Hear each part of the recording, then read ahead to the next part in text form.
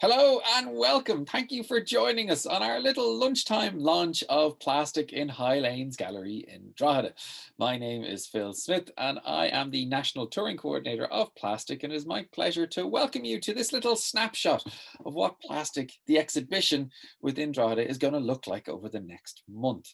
Science Gallery Dublin has created this exhibition to really give you an introduction and an explanation of what plastic, this wonderful group of often maligned materials, is, but also what we're going towards in either a dystopian or utopian future, that we have a role in deciding what it looks like. Science Gallery Dublin is delighted and grateful to the support of Science Foundation Ireland and the Environmental Protection Agency in allowing us to create this exhibition. But we're really also grateful to the people of Drogheda and Aoife and Stephen in Highlanes Gallery for allowing us to bring it to you, but also to create bespoke piece of artwork specific to Drogheda has been created in partnership with the local community to really tell the story of Drogheda and where also, alongside plastic, where it's going in the future. And we'll be talking to Patrick and Heather, who helped create that, the artists who helped create that, a little later on.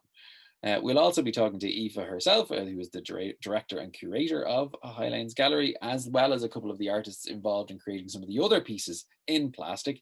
But first up, who we're going to hear from is Councillor Kevin Callan, who is the Mayor of Drogheda. Kevin, thanks for joining us. Thanks, Philip. As Mayor, may I firstly begin by saying thank you for the opportunity to speak on this incredibly important project. I want to begin by welcoming Science Gallery to Drogheda, and I also, as Mayor, would like to acknowledge the tremendous work of the Highlanes Gallery, our municipal gallery. To Aoife, Ruane, to Stephen and all the team, as Mayor, a big thank you for again working on a project which is so important in terms of the arts and also in developing the public conscious in terms of an issue of incredible importance. Drogheda is a town that is over 800 years old. We sit on the banks of the ancient and historic River Boyne, which was the channel for innovation in the construction of the Boyne Valley, Brúna Báine, Newgrange, Knowth and Douth. We are very, very proud of our past. However, we, like any other large urban centre in Ireland, can see the impact of this substance on our built and natural environment. With COVID, I think this is an incredibly opportune time for such a project to be taking place, where the public are more engaged in terms of looking around them, in terms of seeing the impact on our environment. And I think this is a tremendous project and a collaboration that will allow people to look at this differently, to see it differently, and to start to engage in the process. I am also the chair of our Drogheda Tidy Towns group, and we're very proud to have retained 13 gold medals in Drogheda, and we regularly see the impact that plastic has in and around our very large urban centre. So I think this project is not only of fundamental importance to the arts, but it is also of fundamental importance in getting a message out to the public that our environment is suffering and that this is an issue which needs to be addressed in all areas, including the arts, public administration, and indeed volunteerism, which is something which is also very important. The gallery has in recent times hosted Prince Albert II of Monaco, who is a very, very keen and proactive environmentalist. And again, I'm delighted to see a project of this stature take place in the Highlanes Gallery. I wish it the very best of success, and I thank each and every participant for taking the time and the effort to bring this issue to the fore and to involve the public in it. So I wish you the very best of luck. From the Mayor's office, on behalf of the Borough District of Drogheda and Louth County Council, I wish you every success. Thank you. Thanks, Kevin. Appreciate that for taking the time today to join us and to give us a little snapshot and a hello from Drogheda. It's great to see the support of the Louth County Council in this, and also helping to really getting communities involved in work like this in terms of co-design. Next up, we're going to hear from Aoife Ruane, Michelle McBride, and Michael Monaghan. Aoife is the curator and director and CEO of Highlanes Gallery. Michelle McBride is the celebrated and award-winning artist who created the Degrading piece within the plastic exhibition. And Dr. Michael Monaghan, who is the Ussher Assistant Professor in Trinity College. He's a biomedical engineer. Who's involved in creating the Med 3D piece as well, that is also part of the plastic exhibition. So without further ado, I'd like to let them all into the room.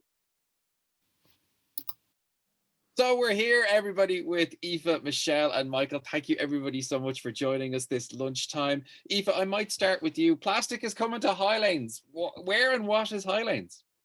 Highlanes, hi Philip, is Drogheda and the North East Municipal Art Gallery. I mean, it does what it says on the tin there. Plastic is covered. It's there. Are you ready to launch today? Are all guns blazing? Are we full steam ahead? Absolutely. We've been so excited for this exhibition for so long. It's been so long in the planning. And really, as we said before, that idea of connecting with Science Gallery over so many years, since 2017 and again in 2018, the idea of connecting on an exhibition so important and so fascinating and so discursive and so, so interesting as this is really exciting. We're totally ready for plastic. Unfortunately, we're not installing it, but it will be here in all but installation. Yes, we are virtually there as well. Almost not nearly there. We are virtually there. People are going to be able to interact with plastic at Highlanes. How are they going to be able to do that, Aoife? Well, I have to say thanks to your great work. There's so much material that's available. Firstly, all of the detailed work about the artworks and the other elements in the exhibition from the three aspects of the exhibition are going to be available across our channels, from our website, which is www.highlanes.ie, to obviously all our social media platforms. You have made so much fantastic material, fabulous videos and interactions that we're going to be able to share them with our audiences. But we're also going to program, or we have programmed a series of events that people can book into. So there's, for the next, until the 22nd of March, when the exhibition would end, there is a whole lot of things that people can connect with us on. Thank you, Aoife. I mean, and like the check, I said, the check is in the post for saying such nice things about our planning and work, which is great. But it is like we're trying to make this as accessible as possible with the current restrictions that we have. Highlanes.ie or even through Science Gallery, people will be able to find out information about. And as much as you have lauded our organizational skills, it's really the artwork and the pieces that have been put into plastic that's gone. And we have, as I've mentioned earlier on, two of those contributors with us right now. Michelle, I might come to you first. Your piece, Degraded, can you tell us a little bit about that and what people are going to see and what it's about? Hi everyone. So my piece in the exhibition is called Degrading, and the work is made from homemade biodegradable plastic. So I made it in my kitchen at home using glycerin, water, vinegar and starch. And the notion behind it really in the beginning was a curiosity about plastic material. I made the work as part of my NCAD final year show. So really it's nearly thereabouts 4 years old at the moment. Right. And it's turned from being an investigation into the material to the degradation of it. And I'm always constantly surprised by how long the piece has actually lasted for. So are we, because we've moved it around the country, and not to say that we're not, we obviously take great care out of all of our work, but we have had it in Dublin, we have had it in Letterkenny, it's now going to be virtually in Drogheda. The piece has changed over time, and Degrading is an excellent, I suppose, could you even describe it visually and actually what it looks like or what it might remind people of, because it is a very, like we did get to touch it, and that was thrilling for me because I know we're not allowed normally touch things. Degrading as a look and feel, how is it? So the design side of it really comes from the patchwork blanket, and the notion behind that was that for years people would collect materials and make them into blankets and traditionally hand them down to tell stories to future generations of their families. So I liked that idea that the work resembled something that we're passing down to our future generations. And aside from it being like a blanket, when it's actually hung, it kind of has a look of a landscape to it as well, which was I suppose a happy accident as such. The physical piece is made from over 100 patches that I made at home, used my cooker and poured it into molds and dried it beside my fireplace, and kind of turned my house into a little manufacturing lab for a few months. And they're all hand stitched together with a polyester thread and wired just to give it some structure. And hopefully by the time that the exhibition is over, or even further down the line, that the ultimate thing is that it'll be left at the end of it with all the polyester threads. But like I say, it's taken a lot longer to break down than I thought it would. So if anyone has any ideas for a permanent home for it, I'd be interested to hear them. I don't think you'll be short of takers, because it is such a wonderful evocative piece as well to jump off to for different thoughts or conversations, but also to show what's possible with a material and how malleable it is. And Michael, I might come to you next about obviously that malleability or the possibility you're building or creating is something that's really, you know, at the core of what you've done with Med3TP and plastic. Yeah, thanks, Phil. And we're very excited to share our exhibition in this Science Gallery plastic exhibition, which it's the first one, I think, to tour the country. Am I correct? You are right in that, yes. Yeah. So it's great to have that greater reach of people as well. So I'm an engineer, a biomedical engineer, and we use plastic a lot for prototyping devices. And the reason we do this is eventually we're going to make our device out of metal or through an advanced process that uses a lot of energy, a lot of skills, requires a lot of heat and so on. So being able to create something with plastic that's quite malleable into a shape that we wish to achieve allows us to have a prototype straight away.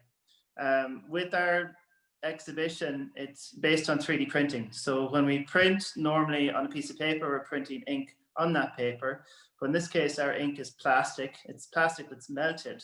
And this plastic, as it melts, we're able to print it in different layers, and then it sets, becomes hard. And we've designed that printer and formed that print through code. And that code instructs our stage, and that's the page, if you imagine, to move around and collect the ink. So we can achieve this very quickly, create a prototype very quickly. And many people will have seen these machines in their local library. There's many people using these machines in their local library, and it's great for us. So I'm quite a strong advocate of plastic in its use in technological healthcare and so on, and creating these type of prototypes. It does pose these types of advantages. And that's, I suppose, that's for us is really what we wanted to talk about with plastic, which was the challenges that it presents in terms of sustainability, but also what solutions that it can potentially throw out there as well, and also in terms of accessibility and being able to, you know, get your hands on these 3D printed devices. What kind of things are you making with Med3DP? So Med gives it an indication, obviously, but what is it being used for? So we started Med3P in about 2015, and it's with our MSc in Biomedical Engineering students. And at the beginning, they were looking at different types of devices that could 3D print, so that anybody around the world with a 3D printer could access our code through our website, download that code, and then print the device that they wanted. And we've gone through a large iteration of devices, so umbilical cord clamps, stethoscopes, different types of splints for musculoskeletal injuries and so on.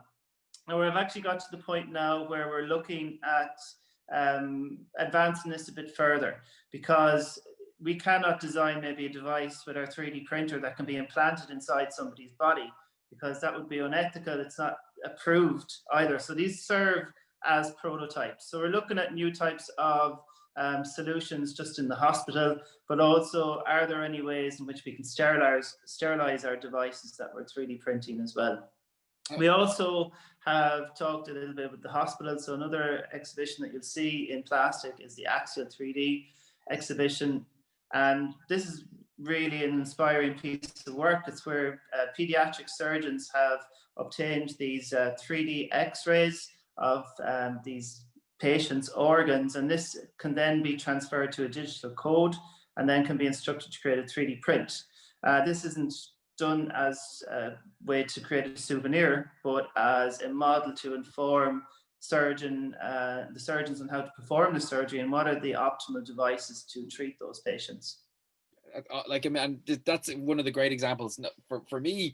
I'm already, and you can clearly see the passion for both Michelle and Michael and Aoife and what they do.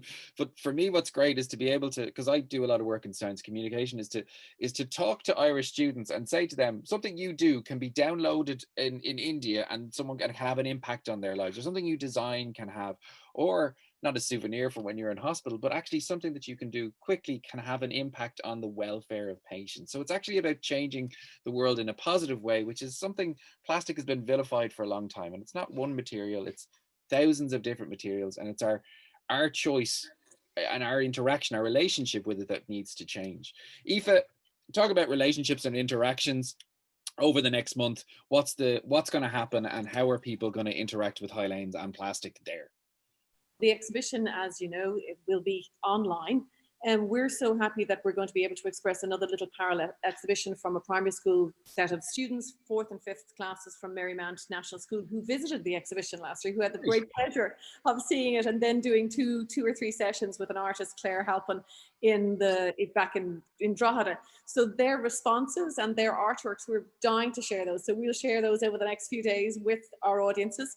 But also, I have to say, Heather and Patrick, Heather Mulvihill and Patrick, actually Heather Griffin and Patrick Mulvihill, the artists who were involved in the co-creation. So the specific co-creation process for the artwork or the work for Highlanes, who actually almost this time last year worked with the community over 2 days and now present their work in response to it.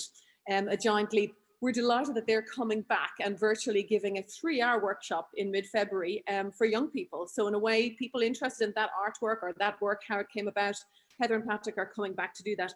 And also we're engaging with Erin, who's one of the Science Gallery mediator team, former art student also, who's going to be giving 2 family tours over the next 2 weeks. And then we're going to look at what we're going to do, depending on what happens in education. So we may be offering young people access through guided tours with Erin, or either young people through their schools. We're looking at that.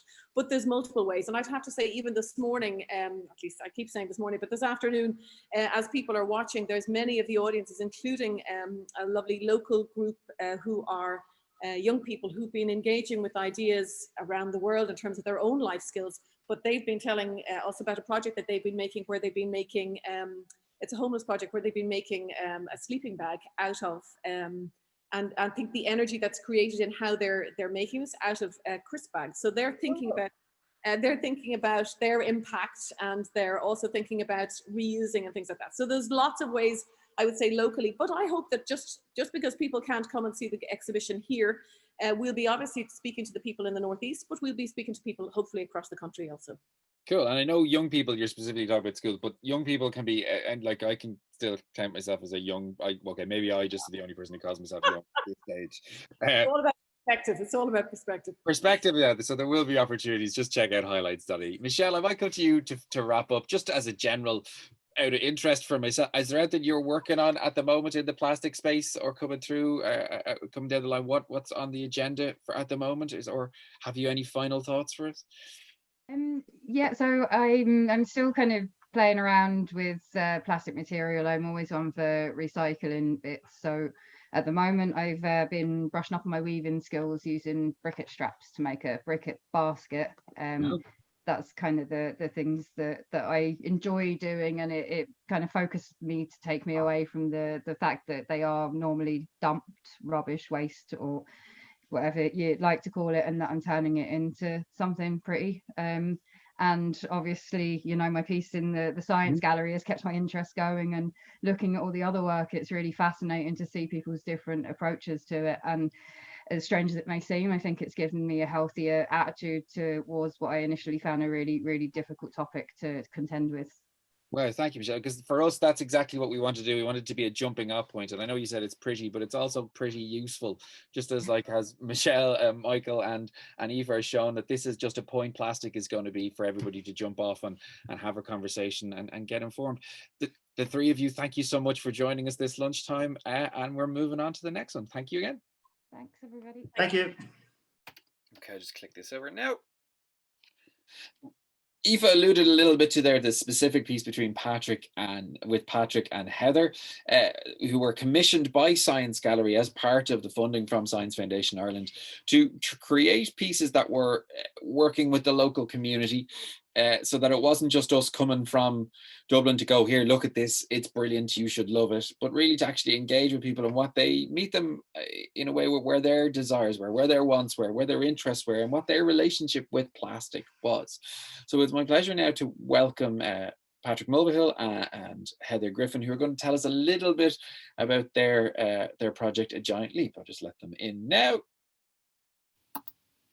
Patrick and Heather, thanks for joining us. Good to see you this lunchtime. How are you? And also to our audience, who are you? How are you? We're good. Thanks, Phil. Yeah, thanks for the Us. call. No worries.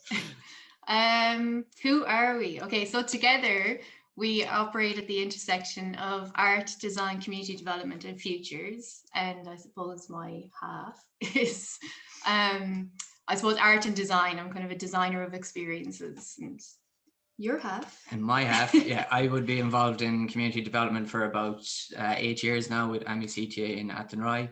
And yeah, really it's about community development, but also how do we imagine better futures? So that's where art and design kind of comes in, and really it's getting people excited about community development and imagining better futures is one of the ways we can do that. Together, Yeah. I think is super Yeah, and important. aspiring to kind of what could be. Yeah. A little bit, because people might not be aware. What exactly does AMI-CTA do in Athenry? What is its role? So primarily we work with people with disabilities and older people and delivering technology, but then the profits we generate are redistributed back to support community development. So this year we're launching a community kitchen, community cafe, making space for people to come together and really have those conversations that can kind of create community relationships and networks, and just bringing people together for the greater good, if you like. Well, exactly what we like. And to be honest, that was one of the reasons that Science Gallery wanted to work with you and commissioned you for this piece as well, is actually how you bring people together and worked towards taking a giant leap forward. I suppose this was called a giant leap, because we were working in a kind of co-design space within Drogheda to create this piece. Maybe we'd start exactly, what did we do in Drogheda to get it to where we are now? What did we do in Drogheda? Well, we started with a co-creation workshop where we had a bunch of people from Drogheda, because the thing about it is we're going in, of course, not from Drogheda. So the people that we were working with in the workshop are teaching us about Drogheda. It's a real knowledge share kind of process. And in order to do kind of a context specific piece, you need to know the history as well as the present day about that place. And then you start developing a probable future. Yeah, exactly. Whether it's a preferable one or not, that's up to whoever is there. Yeah, but I think it's also about understanding the messiness of communities and the way people operate and the way people interact. But everywhere is different. So Drogheda has its own kind of, the workshops with the people in Drogheda really brought that to the fore and made us understand better the local area and what we could then present back to them, with the hope that they'll respond to that again, and it keeps becoming a circular kind of process like that as well. Yeah, and I think that was one of the things that actually struck me within the program, because I was there, but the different, I suppose, opinions of the different people who were involved, but also the historical side, but the hopes and the challenges of things that I wasn't even aware of in terms of like how they saw it or how they see it and what it could be, I think was, were there any things that kind of struck you in particular around some of the things that people said or things that came out of those workshops? There was some really interesting things. I think maybe one thing that I suppose everybody seemed to have kind of felt or carried in the workshop was maybe this Drogheda being slightly overshadowed by Dublin in a way. And I guess one part of that is Drogheda did have a huge port and it could have been the biggest in Ireland. And then the contract kind of went to Dublin, let's say. So that there was like, it took a lot of the industry out of Drogheda, and Drogheda was an incredibly industrial town back in the day. It had guilds and everything. So that really, it changed the fabric of the town, I think. And then a lot of people as well kind of see it as a commuter town now rather than its own place. But on the other hand, it has its own character. And a lot of them said like it's a place full of good intention and has a kind of a macabre nature. One of them said as well, which was brilliant. Yeah, I really like that macabre nature and the kind of, it was also almost like they know that they're the underdogs and they know that they're on the periphery or the kind of gateway to the hinterland. And that really kind of came across in a lot of the interactions we had in the workshop. And I think that underbelly is something that we wanted to explore a little bit deeper, and we wanted to get a better understanding of ourselves. And the more we looked into Drogheda, the more you could see that character come out. I feel it. You can feel it around the place. You could, and there's a real richness to what it was, and that was one of the things that was like going, almost not a reluctance, but once you kind of scratch that surface, like that exactly. and like even the beauty, like of even being out by Baltray and other places around it, like people were really talking about their personal interaction and the I suppose the affinity that they have towards it, and then you kind of really got to see the colour that was there. And I suppose what really kind of also coloured the piece that we're potentially going to show now in just in a second, which is what could be in the future. Do you want to tee this up, kind of, because obviously this is something that came out of the workshop? Yeah, well, I think it's also in the context of plastics. So we're looking at, you know, what are the industrial past of Drogheda, but also what are the industries of the future, and what is the role that plastic has to play in that? Because we're framing this in a kind of a business as usual scenario. If we continue to use plastics in the way that we do, that was kind of the setting that we went into the workshop with, and we were just waiting to hear back then from different groups what could potentially be those industries. So I guess the video that you're going to show now will give a little hint towards what that could potentially be. What that possible future in 2069 Drogheda could be. And then I think this is okay. So I'm going to just play this now, and everybody at home or wherever, just digest this and see how you get on, because I love it. Okay, ready? Here, I'll just play it now.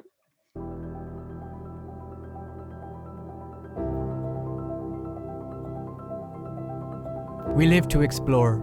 Over centuries, we have conquered the land, the air, and the sea.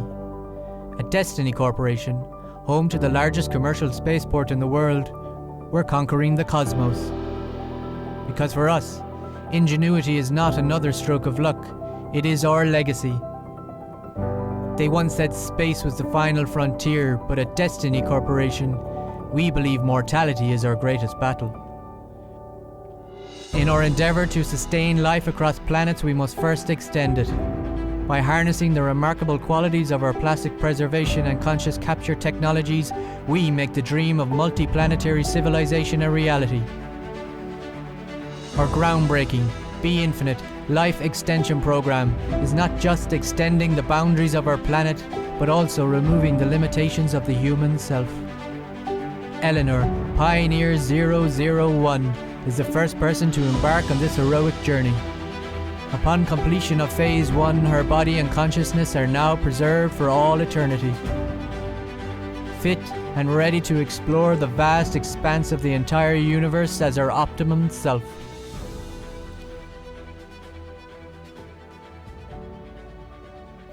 Join us to experience Eleanor's giant leap into a brighter tomorrow, a brave and hopeful journey of transcendence. Launching at Highlanes Gallery this February 2069. Destiny Corporation. Life without limits.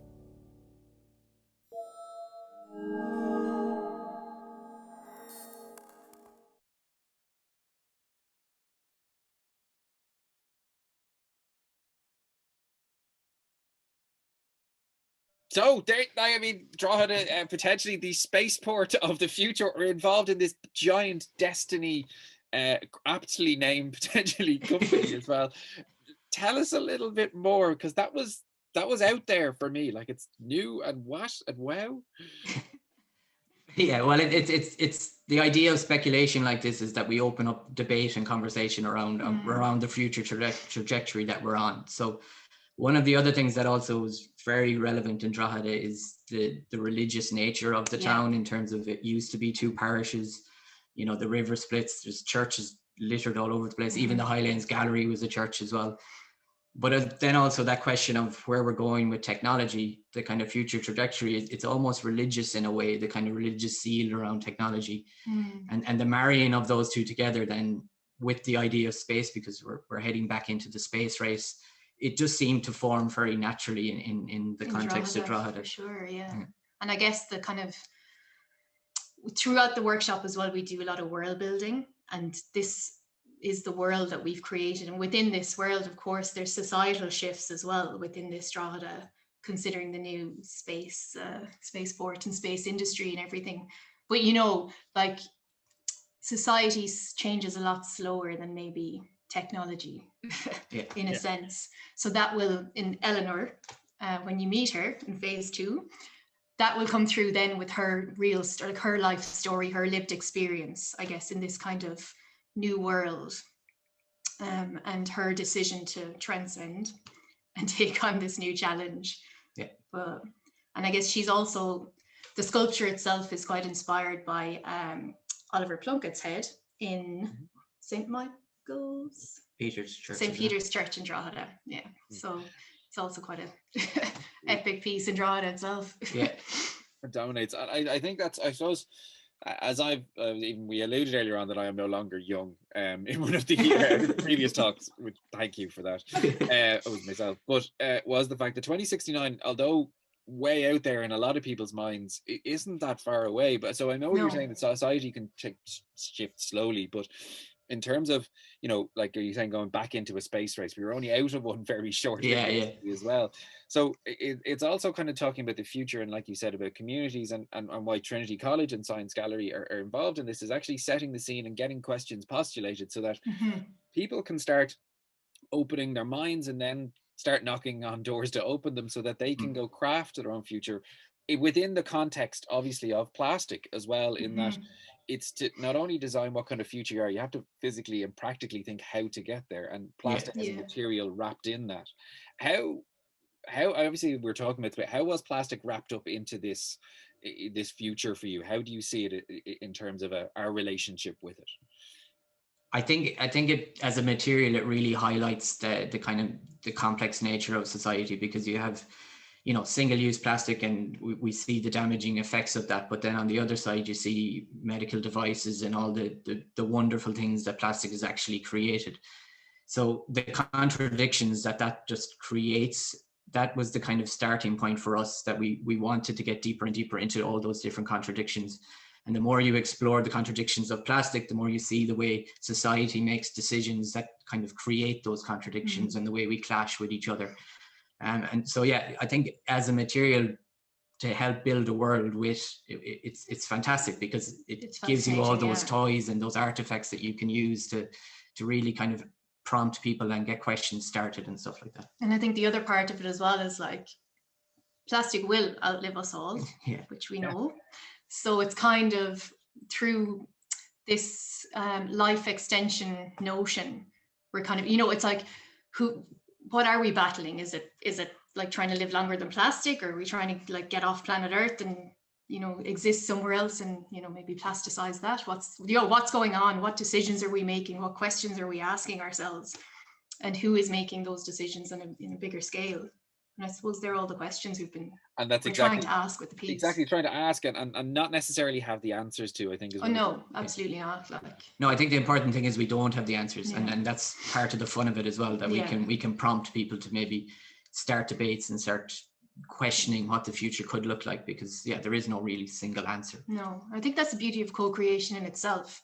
Like, our approach to what we do, we don't go in with a set idea or a set output. We go in with a theme maybe, or a setting that's context specific, but it's that, like, co-creation process with the people that we're doing it with that will inform whatever that output ends up being.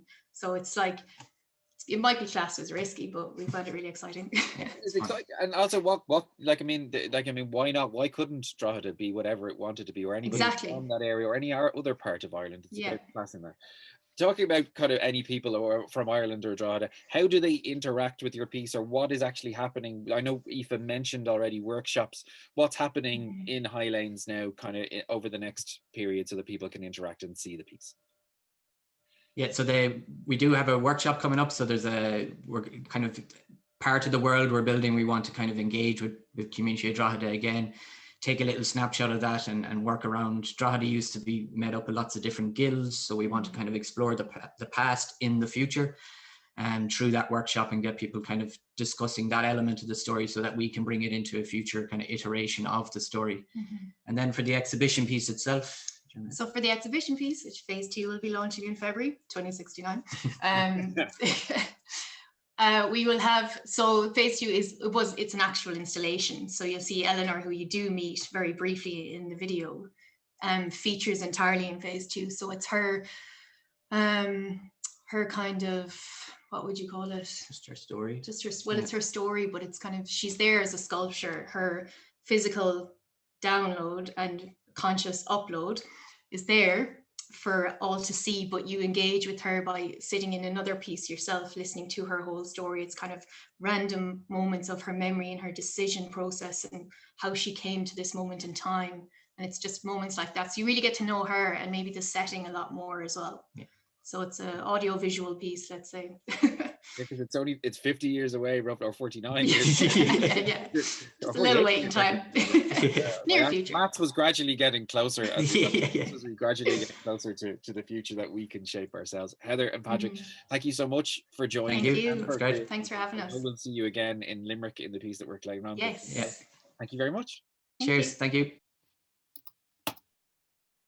So there you have it. We've heard from Patrick and Heather. We've heard from Aoife, Michelle, Michael, and Councillor Kevin Callan. They are people who have invested in Science Gallery, Dublin, Science Foundation Ireland, and the EPA have invested a lot of time and effort and thought into this because it's worth it. And I think that's one of the things that I've taken away from this role as being the National Tour Coordinator of Plastic is that the value structure of something that we throw away and discard often, but if we actually kept it and remolded it and made it into something else, we could make it into something really useful. And it is our choice to do that. And I think that has parallels with a lot of people in society and how we sometimes throw things away that we don't necessarily associate value with. And I think that's been the jumping point from this exhibition for me. And hopefully, with you viewing plastic virtually or any otherwise, or even in the notes or going to the website or highlanes.ie or sciencegallery.ie, you'll see and get maybe inspired to think about things in a different way. And that's always what we want to do in Science Gallery. We want art and science to collide, and new ideas and new thoughts and new processes to come out of it. It's our pleasure to create these things, but it's also our necessity. As Ireland goes forward, we need to create a space where people are coming up with new ideas, but they feel empowered, they feel wanted, and it is accessible for them to engage with it. That is what we've always tried to do, and we hope that you will do over the next month in Drogheda. We're also going to go to Limerick after this, and again going to be working with Patrick and Heather to create another piece specific for Limerick. But in the meantime, keep an eye on highlanes.ie and Science Gallery's websites for looking at information about plastic, but also about other things that potentially might just set your spark alight, and to go and find another way that you can shape your future, just like plastic has been shaped, and you can reuse it and do different things, so that plastic itself is not a single-use exhibition, but one that could be used as a jumping off point for many other endeavors and explorations. It's been our pleasure chatting to you today on this, and I hope you have an enjoyable lunch, or have had an enjoyable lunch, and we'll see you soon on the next thing at Plastic. Talk to you then. Bye.